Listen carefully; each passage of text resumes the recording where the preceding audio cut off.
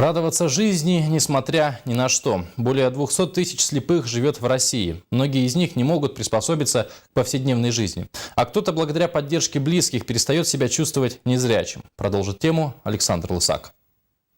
Мастер на все руки. Так говорит о своем младшем брате Павле сестра Марина. С первого взгляда не сразу понятно, что наш герой ничего не видит. Он слепой. 12 лет назад Павел Кравцов лишился зрения, но это не мешает ему радоваться жизни и быть успешным. Человек должен идти вперед, и вот меня спрашивают, проявляя в голосе какое-то сочувствие, сожаление, а можно ли вернуть зрение? Я всегда людям объясняю, что я уже об этом не помню, что я незрячий.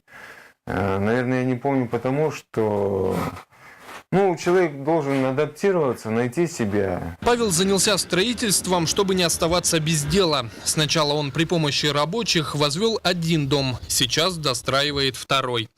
Детали будущей постройки Павел придумывает сам. Все благодаря так называемому мозговому зрению. Если проще, Павел создает образ будущего дома в уме.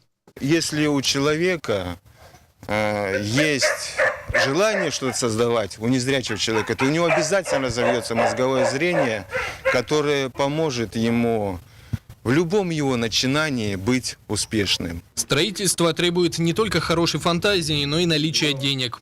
Павел организовал небольшой бизнес, чтобы мечта стала реальностью. 10 лет назад он открыл гостиницу для домашних животных, кошек и собак.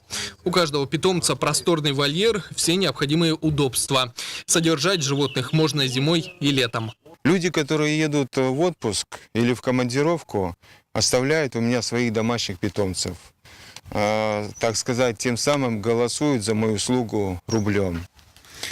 Сейчас я холостякую, и главными моими помощниками являются сестра и мама. Хочу им сказать большое спасибо.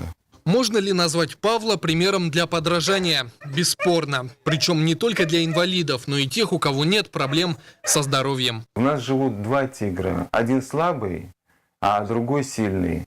Слабый тигр питается нашей жалостью, которую мы себя жалеем, нашей слабостью.